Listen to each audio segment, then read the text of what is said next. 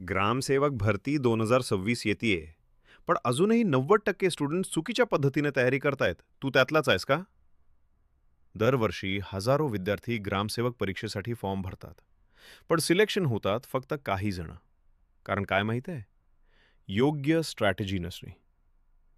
ग्रामसेवक भरतीमध्ये 4 main subjects असतात. 1. मराठी ग्रामर, वाक्यरचना, समानार्थी शब्द. 2. इंग्रजी टेन्स, व्होकॅब्युलरी, एरर डिटेक्शन. 3. सामान्य ज्ञान, हिस्ट्री, जिओग्राफी, करंट अफेअर्स. 4. गणित आणि बुद्धिमत्ता, profit loss, time work, reasoning. हे 4 सब्जेक्ट स्ट्रॉंग असतील तरच सिलेक्शन पॉसिबल आहे. आता स्मार्ट स्टडी स्ट्रॅटेजी ऐक.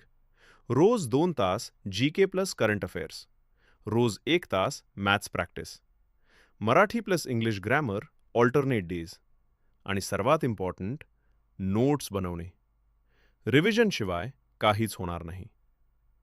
आणि एक मोठी चूक जी स्टुडंट्स करतात, डॉक्युमेंट्स रेडी ठेवत नाहीत.